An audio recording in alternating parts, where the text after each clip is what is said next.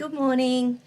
Going to do a balance this morning. Again, I just want to really pick up the vibration today. The beginning of the week, the birth of a new week, the birth of ideas, the birth of anything that we want. It's time to start putting our energy into it.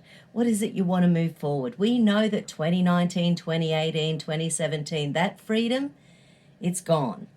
Never coming back. We need to start recalibrating in this new world. We need to start recalibrating to find those things that are going to make our hearts sing moving forwards.